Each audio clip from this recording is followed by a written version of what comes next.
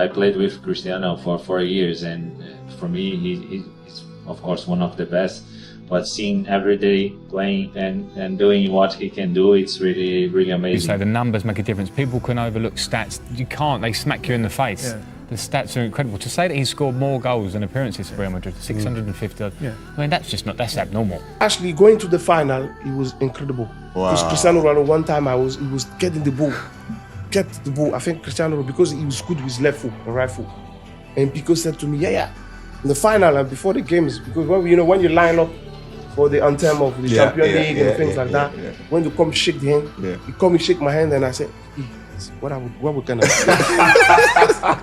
And Piol come in, hey negro, boy, he's Spanish. He say, hey, you have to play. Say, my heart is gone. I forget. Sweating. I was thinking like, geez, how am I do that? And after that, when we go to the field, the referee start to blow up the things. I was like, he said, yeah, let's go. This is real now. That's real. That's that. And after that, look, Busquets was like, we are attacking one time. After that, we lose the ball.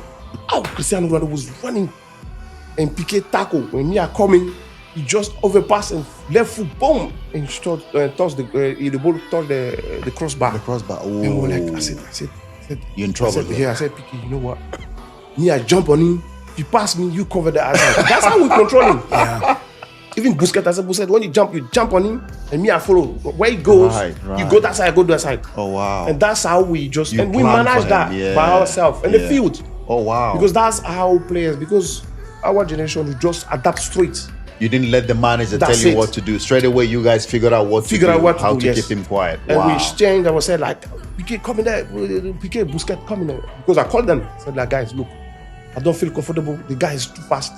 And his shoot work. Because Cristiano Ronaldo, you can follow him, he can top you, cut, and straight to shoot. Wow. And he's so unpredictable. Yeah. If he's someone is only fast, it's different. If he's not good with both legs, different. But he can shoot with both legs. Yeah. And he can dribble anyway. And his 1v1 is incredible. Yeah. And that, we're talking about Cristiano Ronaldo. On his youngest, prime. On his prime. was Yeah. very, very Yeah. tough. Wow. I mean, one of the greatest players that's graced the game, you know, in an era where we had himself and Messi. That the comparison doesn't matter. They're just both, you know, incredible players. The longevity is key. That's what makes him great. The amount of goals he scored, the different leagues. When he first started off, again, he was a wide player. He wasn't probably that natural goal scorer. But as the years have gone on, he's improved in every aspect of his game. His desire, he's 37, even his goals record there for United is fantastic. Everything about the kid, I think everything about him when he first came to United 17, he had that hunger, that desire. Listen, I can't speak highly enough of him. Ooh, how long have we got?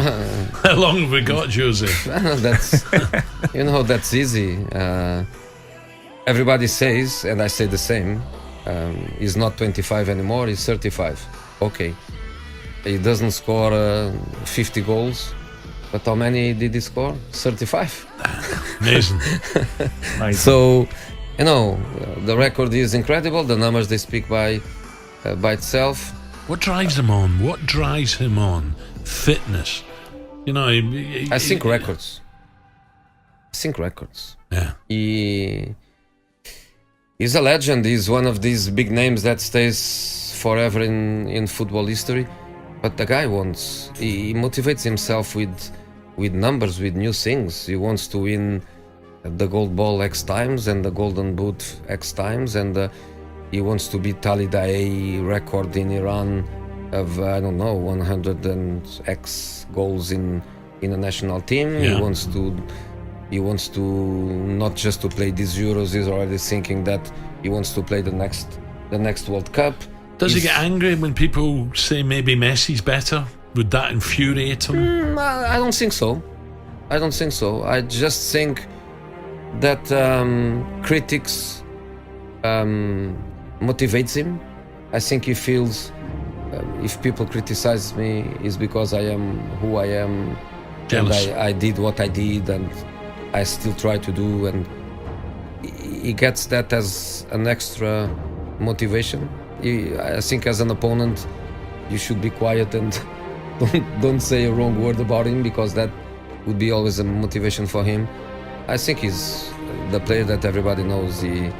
he is, and mentally really very, very strong. By the way, he scored some goals with his head as well. That people don't realise how good in the air. All round. Yeah. Some great goals in the air. He should leave Italy now and leave me in peace. I met two Cristianos. So the first was in Real Madrid. He was a bit younger, maybe a bit more insecure and selfish, but not in a bad way, just like he has to find his personality, I think. He scored many goals. He was fantastic, but he has not that influence into a team. Then he moved to Juventus, like my second year with Cristiano. He has the same spirit, the same selfish and ego that he would like to score, but he was more a leader, more a natural leader. So he always spoke to his teammates, pushing for them. Like, okay, I know if I would like to win the Scudetto or the Champions League, I need even more my teammates. So this one was the difference. Also Madrid, no misunderstanding. He was also part of the team, 100%. But in Juventus, he was a bit more older. How you say, more mature. Yeah. So this was really nice to see. And then he got some kids, and this kind of feeling was maybe sometimes more relaxed, but on the pitch always focused. So I said to the guys of Juventus, Cristiano is special, because everybody was like, oh, Cristiano's coming. Hey, he's a normal guy, be humble, but he's special. Take care of him. And on the locker room, he's really relaxed. But on the pitch, you will see the performance levels going higher. Right. And you can see it from the first day.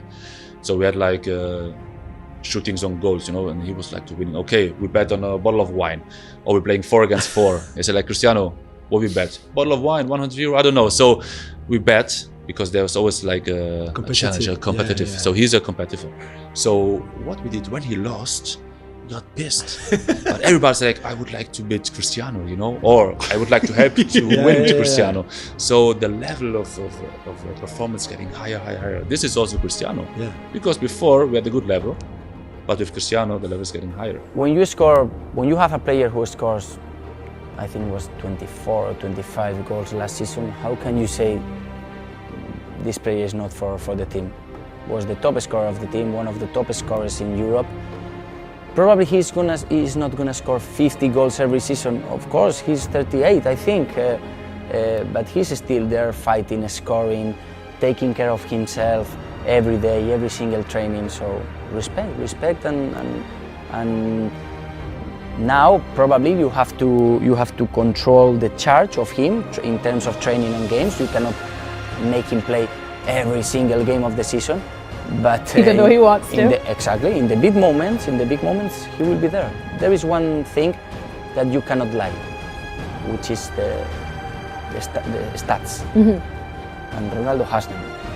Score, play, always put in the face to fight, to score, to run, to take the responsibility of the team. So for me, there is no space for criticism with Cristiano or with Leo. Of course, everyone's gonna talk about them because they are probably the 2 best players in the history of football. But what they are doing and what Cristiano is doing for Manchester United, for me, as they say in France, chapeau. You obviously worked with Cristiano Ronaldo at the absolute peak. Can you talk to me about what it was like coaching that specimen on a day-to-day basis? Well, do you even coach him? Yeah. I think you don't coach. I think you don't. You should make sure he's happy. Teach much.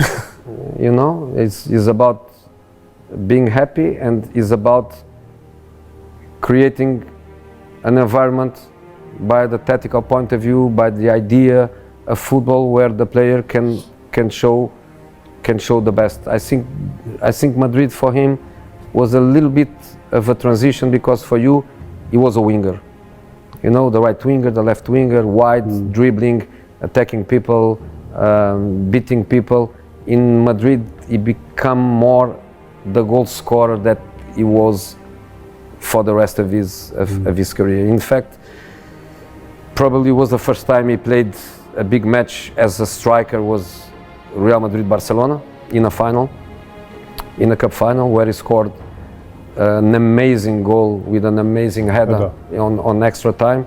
Probably that was the beginning of people having a feeling that that animal could be a goal scorer and not just the pure winger. Madrid was a little bit of that, a little bit of hybrid, because he was playing from the left, but he was not wide, and he was not chasing fullbacks, and we were protecting him with the balance that we were giving behind with Xabi Alonso, with Khedira. And was that a little bit the start of that's what you see now with like Salah, these guys? That was the start of that. Because that's the position where they can be more effective and they can score more goals. But traditionally, when you do the 4-4-2, when you do the 4-3-3, open the wingers, defend the fullbacks, and then you take the players outside the place where they can hurt, more. But Cristiano, you know him as well as I know, and almost in consecutive years. Motivation, you don't need to give him. Ambition, responsibility, you cannot give him. Technically, you cannot give him. It's just to give some tactical adjustments and let the guy happy, like you say. I don't mean to demean or criticise any of the great or very good footballers who played for me during my 26-year career at United, but there were only 4 who were world class: Cantona, Giggs, Ronaldo and Scholes. And of the 4, Cristiano was like an ornament on top of the Christmas tree. He was the one who added that final touch. Now, people have been debating and talking and arguing about this ever since they saw that quote in the book. You must have known you'd started quite a debate with that. No, I didn't. I didn't, honestly, and I think I want my players to look at that and they'll probably agree, because I think, as a fan, be watching football matches with a young kid, I was always looking at the centre forwards or the wingers, the players who could create, make goals, score goals. That was always been my mantra in terms of watching a game of football. So I had some of the most fantastic footballers, and probably from time to time I call them all world class, But in the final analysis, when I think about it, those 4 players we spoke about made a fantastic difference in periods of the games. And I think that was the reason. I'm not demeaning or criticising any of those great players I had. I was privileged to have them. But don't forget one thing, those 4 players never won the trophies. The team always won the trophies. We could never win it with individuals. We needed the backbone of a team, always. When I first signed in Madrid, we all knew that Cristiano Ronaldo was a professional, he's always on time and this. And we're like, Emmanuel, you kind of have a saying that you are a bad guy, you are this. So try at least for the first week or 2 weeks to be the best you can, like best version of Adebayo. So I'm like, okay. And they called me, they said tomorrow the training is supposed to start at 10:30. If you can get there for 9:30, 1 hour before training. I'm like, okay, this is my first session. There is no time to be late. So let me go around 8:30, 8:45. So I have like 2 hours. I got at 8:45. The lights were dark, like the dressing room was dark. So I was happy. And I'm like, oh, thank God I am the first to be here. They will say this guy's a proper First one professional. that set the example. Yeah, they will say this guy's a proper professional and everything. But I can hear some noise underneath. I'm like, what's happening down? Then, because my first session, so I don't know the training ground. And I asked one of the physio, what is happening downstairs? He said, oh, Cristiano is downstairs swimming already. I'm like, okay, come on, Different mentality. This guy, man, I want to be the first. I'm now second. He's already here. So I went to see him. He said, oh, Emmanuel, nice meeting you. How are you? How's everything? Did you need something? But I realized that he didn't just came to the training ground. He was there way before. Then I asked him, what time you get here? He said 7:30. And I'm like, okay, thank you. Good luck. See you later. Bye. The training starts at 10:30. You get at 7:30 to do what? 3-4 hours before training. So for me, I'm like, you know what? I will leave you in your own world and enjoy your football, enjoy your career. And up to today, he's 41, still living big, still playing football, still on top of the game. It's just beautiful to watch.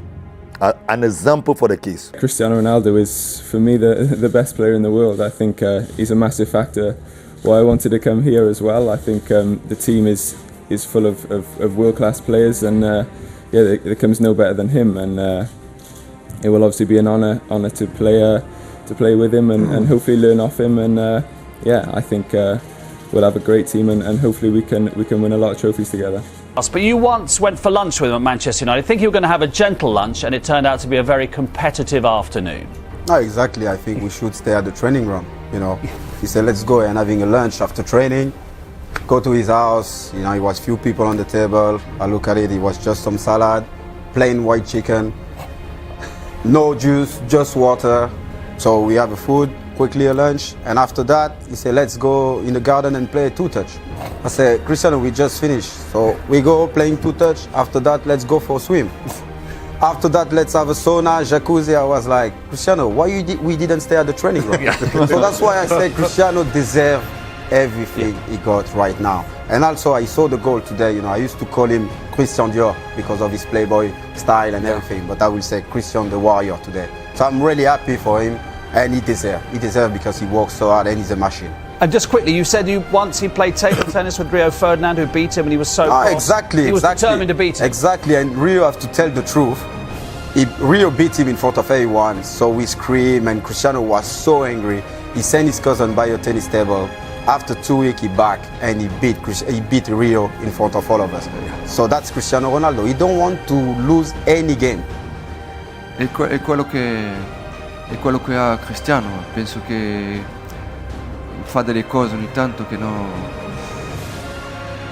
è solo proprio sua, e possiamo dire che è uno delle più belle gol della storia del calcio.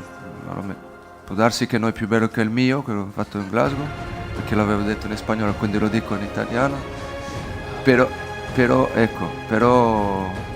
questo è l'ultimo, quindi vale questo gol. El pase es un buen pase, pero lo que hace es increíble, ¿no? Creo que queda marcado para la historia el gol que ha hecho hoy Cristiano. Es que poco más hay que decir, sobre todo pues bueno, que la afición rival le aplauda, pues creo que lo dice todo. How much has Lionel Messi pushed you to become a better player? And the second part of that question, would you say that you two are the best players of all time, better than Pele, Maradona? I'm pushed to myself. I don't need other players to push myself. I just work since I was in sporting, so I push myself all the time to be the best. As I say many times, in my opinion, I'm the best because I think we have to think like that, not just in my job, but you have to think in your job you are the best reporter, and I'm thinking like that. If I'm not thinking like that, I'm not going to be stronger than I think I am.